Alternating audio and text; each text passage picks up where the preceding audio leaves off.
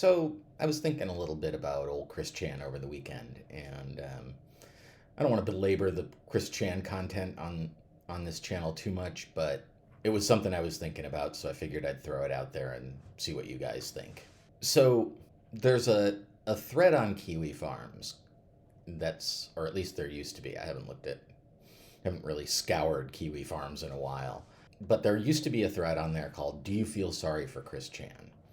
And that's a question that I've had a hard time answering for myself because, on the one hand, Chris did what he did, and there's no getting around it. And he's done pretty crappy things on other occasions. He maced that guy at the store and stuff like that. So it's hard to say that he's a good person.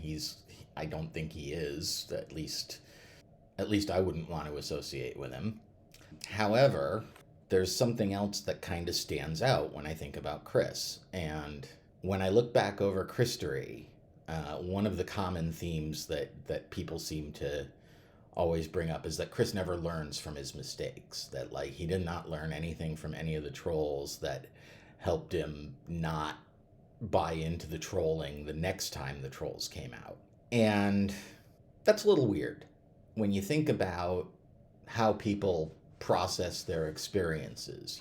Most people, if they thought they had a girlfriend, a long distance girlfriend, and it turned out to be a troll, they would be very wary of other people claiming to be girls who are interested in him from a distance. So Chris does not seem to have learned anything. From the Pickle Man to Blue Spike to Liquid Chris to the Idea Guys, he just takes everything in and believes it as truth. And the theory that I have come up with, and this particularly after the jail letters that we've seen and the phone calls and stuff, you see Chris spinning all of this Sonichu stuff, the Jesus stuff, the stuff about the merge.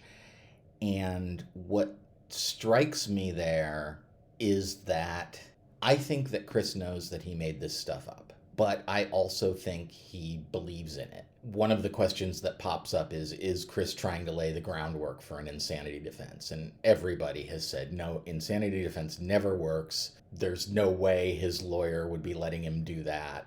Now, that's not to say that Chris couldn't take it upon himself to try and do it, but I think he really believes this stuff, even though I think he is aware of the fact that he made it up. And my theory is that Chris does not know how to tell the difference between something that is in his head and something that is part of external reality. I think Chris thinks of all of the Sonichu and Merge and Jesus stuff that he's written about in his letters. I think he knows he made all of that up, but I think he believes it is as true as the fact that he is in jail, and as important as the fact that he is in jail. I think he lacks the ability to determine that. And so I think that's why he was able to be trolled so easily, because whatever he was told was as real to him as anything else. He may understand intellectually that it is possible for people to lie, but I don't think that is ever a factor when he hears something for the first time. I think he assumes it's true, assumes it's real, and proceeds accordingly. Because how else could you explain humping a PlayStation box or doing what he did with the medallion? I don't see how a person would do any of those sorts of things unless they were absolutely convinced that the situation they were in was 100% real. And I think Chris was. But at the same time, I think he probably also, on some level, knew that he was being trolled. At least I think he did. But in his mind, I don't think that there's much of a difference.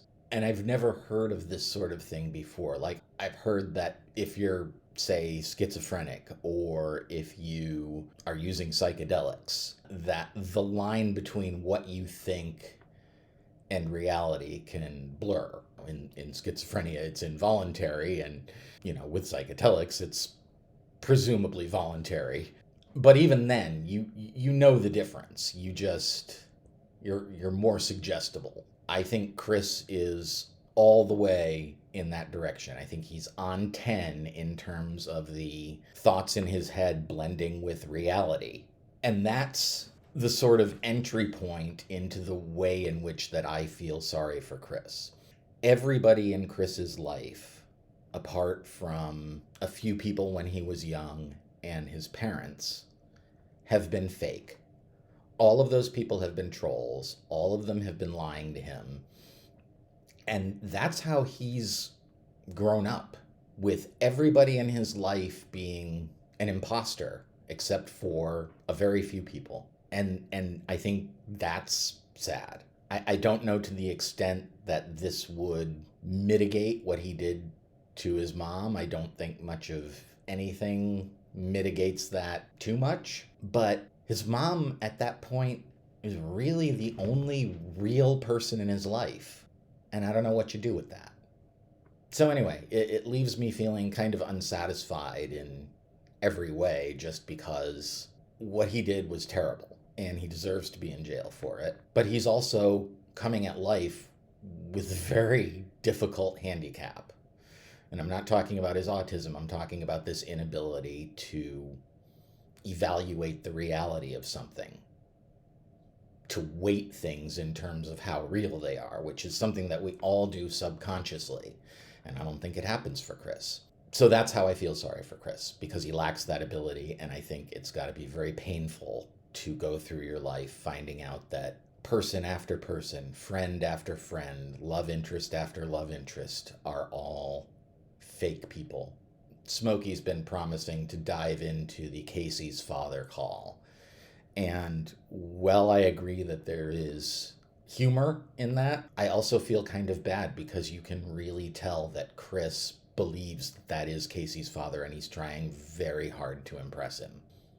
Anyway, there it is. That's my thought for the day. Let me know what you think. I'm kind of curious to know what people think about this, because he's in the loony bin now and we're probably not going to get any more letters, so this is what we have to entertain ourselves with. So, yeah, tell me what you think, and I will see you in the next one. Graham out. Bye.